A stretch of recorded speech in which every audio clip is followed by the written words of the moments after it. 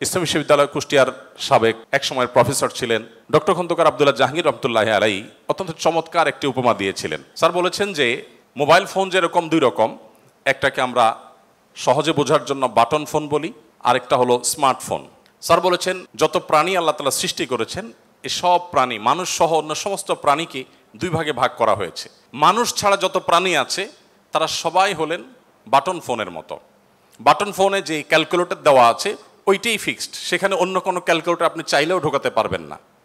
সেখানে যে প্রোগ্রাম দেওয়া হয়েছে, নতুন কোনো প্রোগ্রাম সেখানে ইনস্টল করার কোনো সুযোগ নেই। কিন্তু একটা স্মার্টফোনে আপনাকে শুধুমাত্র বেসিক বিষয়গুলো দেওয়া থাকে। আপনি কোন ক্যালকুলেটরটা নামাবেন সেটা প্লে স্টোরে, অ্যাপ স্টোরে গিয়ে আপনি চয়েস করতে পারেন। আপনি সেখানে কোন ব্রাউজারটা নামাবেন সেটাও আপনি চয়েস করতে পারেন।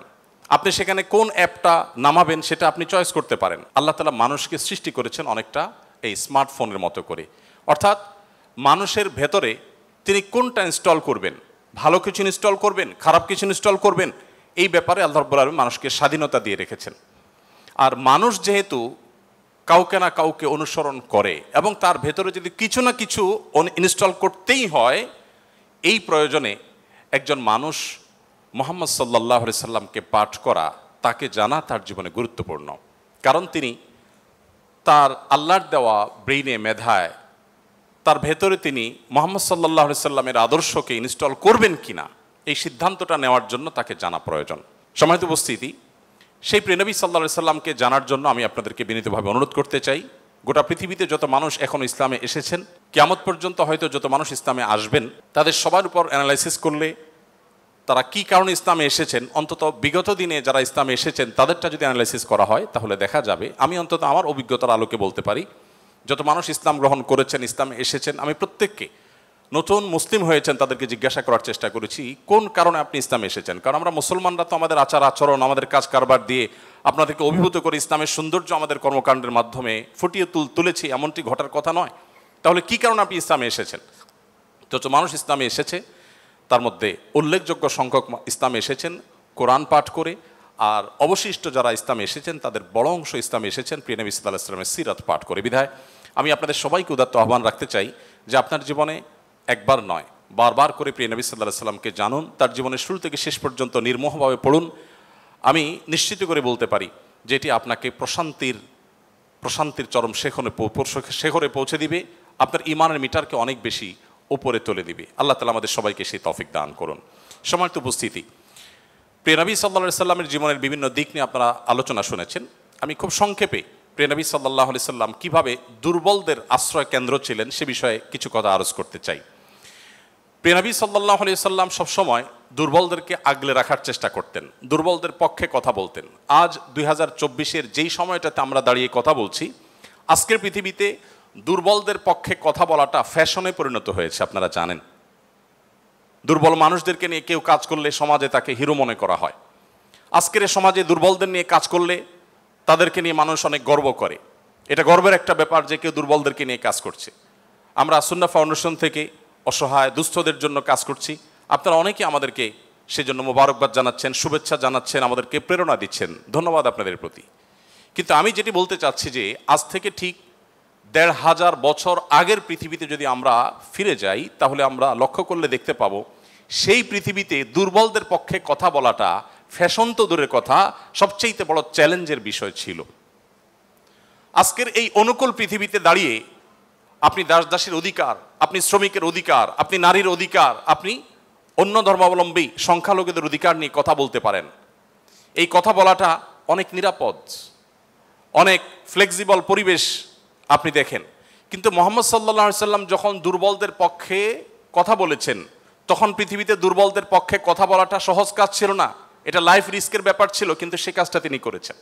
সম্মানিত উপস্থিতি, প্রিয় নবী সাল্লাল্লাহু আলাইহি সাল্লাম তিনি দুর্বলদের পক্ষে যে কথা বলেছেন সেটা আজ আমরা অনেকে যে দুর্বলদের পক্ষে কথা বলি নানা পার্থিব উদ্দেশ্যে, তার সেই দুর্বলদের পক্ষাবলম্বনটা পার্থিব কোনো উদ্দেশ্যে ছিল না।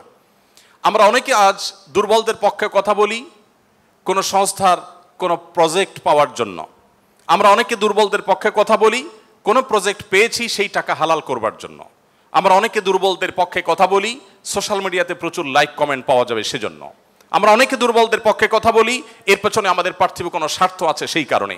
মুহাম্মদ সাল্লাল্লাহু আলাইহি সাল্লাম সেই ব্যক্তি ছিলেন যিনি দুর্বলদের পক্ষে কথা বলেছেন প্রচণ্ড প্রতিকূল পরিবেশে। তার সেই কথার বিপরীতে তাকে থ্যাঙ্কস বলার মতো পৃথিবীতে কোনো মানুষ ছিল না তখন। মুহাম্মদ সাল্লাল্লাহু আলাইহি সাল্লাম দুর্বলদের পক্ষে কি বলেছেন এটা নিয়ে ঘন্টাকে ঘন্টা কথা বললেও, কি করেছেন তাদের জন্য ঘন্টাকে ঘন্টা আলোচনা করলেও শেষ হবে না। কিন্তু সময় খুবই সংক্ষিপ্ত, আমি এই জন্য মোটা দাগে মূল কথাগুলোতে চলে যেতে চাই। সর্বপ্রথম যেটি বলতে চাই, প্রিয় নবী সাল্লাল্লাহু আলাইহি সাল্লামের আবু দাউদ, তিরমিজি এবং নাসাই বর্ণিত এক হাদিস থেকে আমরা জানতে পারি, তিনি বলেছেন,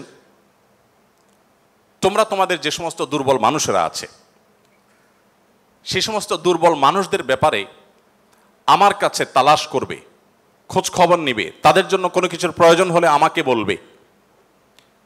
কেন? কারণ তোমরা জানো যে তোমাদের আল্লাহ তাআলার তরফ থেকে যে রিজিক প্রাপ্ত হও, ফাইন্নামা তুরজাকুন ওয়া তুনসারুনা বিদুআফাইকুম, তোমাদের যারা দুর্বল আছেন সে দুর্বল এবং অসহায় মানুষগুলোর উসিলায়, তাদের কারণে আল্লাহ তাআলা তোমাদেরকে যুদ্ধ বিগ্রহে শত্রুর বিপক্ষে জয় দিয়ে থাকেন, সেগুলো তাদের কারণে দেন। আবার একইভাবে তোমাদের যে রিজিক আল্লাহ তাআলা দিয়ে থাকেন, এই রিজিকটা তোমাদের মধ্যে থাকা যে দুর্বল মানুষগুলো আছে তাদের কারণে আল্লাহ তাআলা দিয়ে থাকেন। সম্মানিত উপস্থিতি, এই হাদিসের মাধ্যমে নবী সাল্লাল্লাহু আলাইহি সাল্লাম বোঝাতে চেয়েছেন তার আশেপাশে দুর্বল মানুষেরাই বেশি থাকে। আপনারা জানেন বেলাল, আম্মার, সোহেব, আরও যে সমস্ত সাহাবী ছিলেন, সালমান ফারসি রাদিয়াল্লাহু তাআলা আনহু সহ, এই সমস্ত অসহায় মানুষগুলো একাধারে বহিরাগত, বাহির থেকে আসা। আরবের মানুষরা বাহিরের মানুষদেরকে মানুষ মনে করতে কুণ্ঠাবোধ করে অনেকে, বা বেশিরভাগ। সেই সময়ের বাস্তবতা ছিল অনেকটা সেরকম। নবী করিম সাল্লাল্লাহু আলাইহি সাল্লাম সেই পরিস্থিতিতে বাহির থেকে আসা সালমান ফারসি শুধু তার পরামর্শে গোটা মদিনার চতুর্পাশে পরীক্ষা খনন করা সেই কষ্টসাধ্য কাজ শুরু করে দিয়েছিলেন। তিনি বেলাল রাদিয়াল্লাহু তাআলা আনহুর মতো একজন নিগ্রো, ইথিওপিয়ান এবং বাহির থেকে আসা কৃতদাস ছিলেন, সেই মানুষটিকে নবী সাল্লাল্লাহু আলাইহি সাল্লাম মুয়াজ্জিন বানিয়েছেন। আজ আমাদের সমাজে মুয়াজ্জিন মানে খুব সাদামাঠা একটা পদ, তখন মুয়াজ্জিন ছিলেন নবী করিম সাল্লাল্লাহু আলাইহি সাল্লামের পর সবচেয়ে মসজিদের মধ্যে থাকা সম্মানজনক পদ।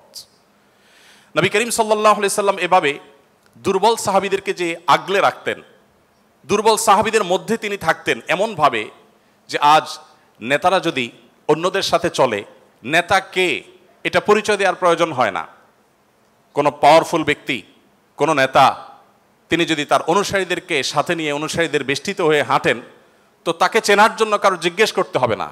আমাদের প্রিয় নবী সাল্লাল্লাহু আলাইহি সাল্লাম তিনি যখন সাহাবীদের মধ্যে বসা থাকতেন, তখন বাহির থেকে আসা মানুষরা জিজ্ঞেস করতে হতো, মান ফিকুম মুহাম্মদ, তোমাদের মধ্যে মুহাম্মদ লোকটা কে? আপনি চিন্তা করুন, তার বসার মোড়টা এমন ছিল যে অন্য 10 জন সাধারণ সাহাবীর মধ্যে তিনি নিজেকে মিশিয়ে ফেলতেন। তার মধ্যে কোনো অহংকার ছিল না, এমনভাবে দুর্বলদের সাথে নিজেকে মিশিয়ে ফেলতেন যে বাহির থেকে আসা মানুষ তার অ্যাটিটিউড দেখে, তার বডি ল্যাঙ্গুয়েজ দেখে চেনার কোনো উপায় ছিল না যে মোহাম্মদ নেতা লোকটি কে, সাল্লাল্লাহু আলাইহি ওয়াসাল্লাম।